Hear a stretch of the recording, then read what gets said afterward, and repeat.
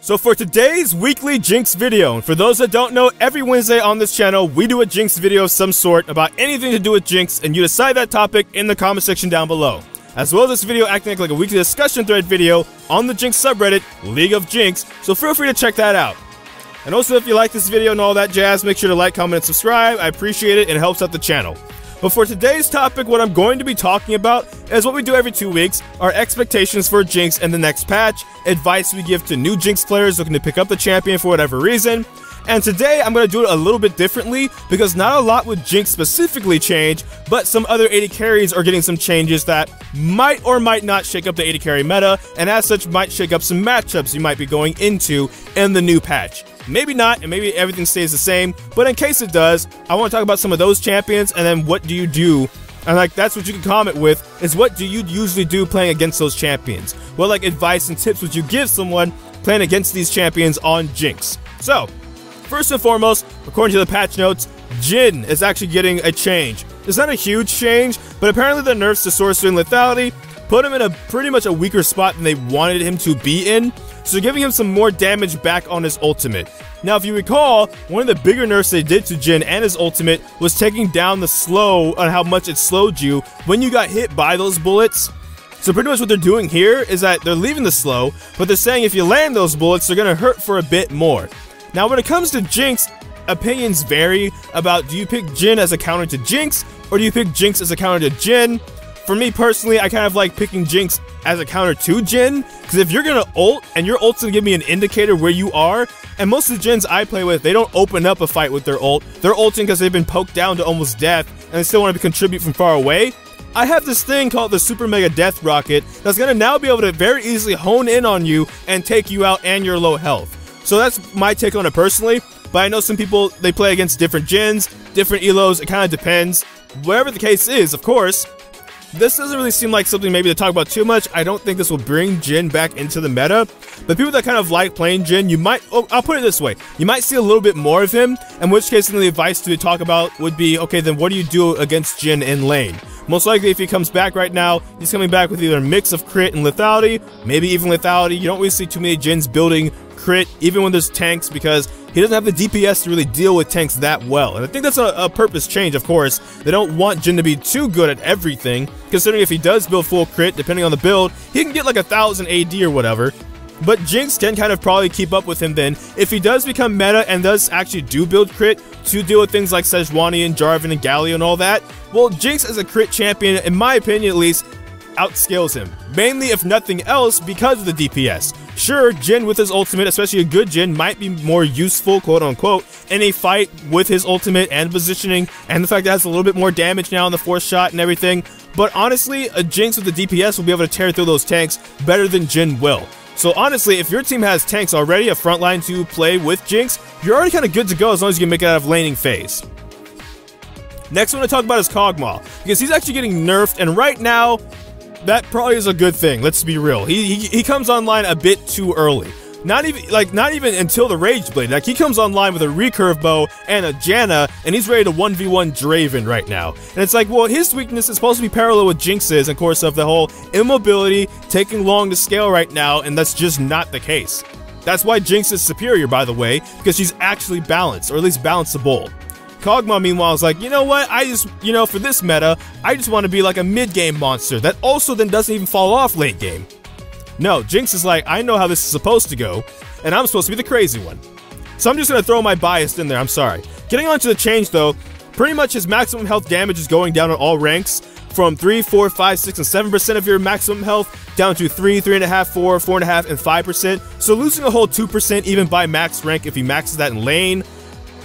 I don't know if this will push him out of the meta, because part of why he's meta is because of the mixed damage that he does, the fact that he can do more with less against some of these team compositions, but I will say in this particular matchup, it does mean with the attack speed we now have back on the minigun, Pow Pow, you might be able to duel him a bit better in lane, especially if he doesn't have a Janna or a Lulu, and you like have that Janna or the Lulu, or whatever. If you have like a Leona goes in on him, he's not going to be able to really turn around as easily on you with a W max, and you also have a bit more dueling power with your minigun in lane. So I do see that maybe actually tipping now back in Jinx's favor. Unless you're already really good with Jinx, then of course you're probably finding a way to win anyway, and what I'm saying is kind of like irrelevant to you.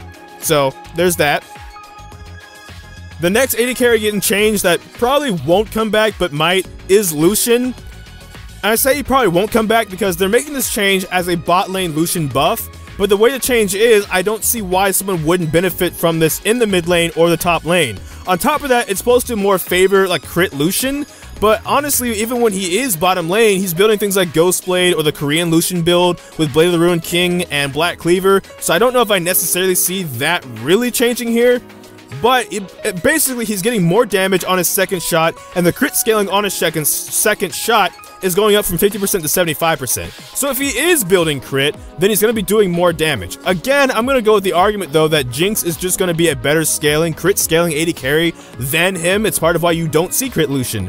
He probably wants to do work early and snowball early if he can. He's not someone that really wants to duel in the late game if possible. Not that he can't. I personally, when I play Lucian, still like 100% like Essence Reaver crit Lucian and just all that damage you can do.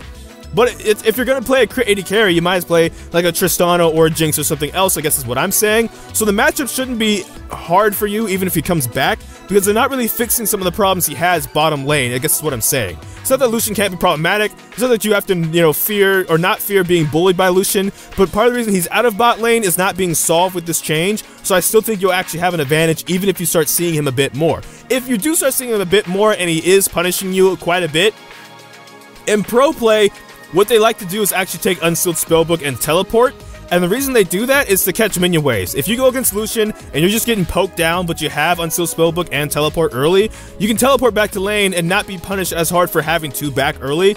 I'm not going to say do that specifically, I'm just going to say that's an option if Lucian just really bothers you a lot. That's something that they've been doing for that specific reason. Oh, it's a poke lane, it's a Caitlyn lane, we have to back before we want to back. Well, we have TP, so it's fine, we can get back to lane, kind of like top laners do.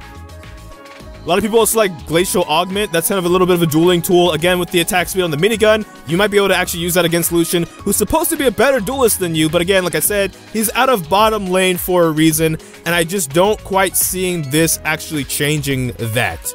It might, I could be completely wrong, and that's the whole point. I could actually be like very wrong about all of this. But that's kind of the three major changes right now. Of course, you might see Caitlyn still a bit around, because a lot of people like to copy pro play, and Caitlyn's like making a resurgence suddenly. I don't exactly know why, but overall in 8.3, the only thing about Jinx that might be really changing is the matchups. So that's kind of why I wanted to focus the video primarily on the different matchups you might be seeing in this patch if stuff gets shaken up enough.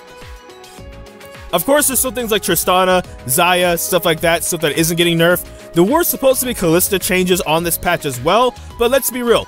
You probably haven't really seen a lot of Kalista in your solo queue games, no matter what the elo, because right now Kalista is considered powerful in pro play because of her coordination and stuff. I really don't see Kalista out doing a lot of AD carries that are like top tier, like Tristana and Xayah and them, but in pro play they kind of value that coordination with like your support, the ultimate and stuff. It's kind of like Ryze ultimate in that aspect, how Ryze's ultimate is way better in a more coordinated atmosphere than it is in solo queue. That kind of a thing. Jinx, meanwhile, you don't really need that much coordination, of course, against a lot of these champions. You kind of just do your own thing, and for most of them, you kind of outscale them. Not the S tier ones, I'm talking about the ones we already talked about in this video. The Lucians, the freaking, I already forgot them because of how, like, unimportant they kind of are. I'm just kidding, they're important to somebody somewhere. Obviously, they have mothers that name them these names. Someone loved them. Jhin is the only one that I'm going to put an asterisk next to, though, because I don't know if Jhin actually really is in a bad spot, more so than he just can't deal with tanks, right? So, if Sejuani and Jarvan are getting some nerfs, they're not really like super heavy nerfs, of course, but if they do fall out because of those changes, you might see Jhin because bully lanes might come back a little bit, in which case why I brought up Kalista is because she's also like a quote-unquote bully laner, right?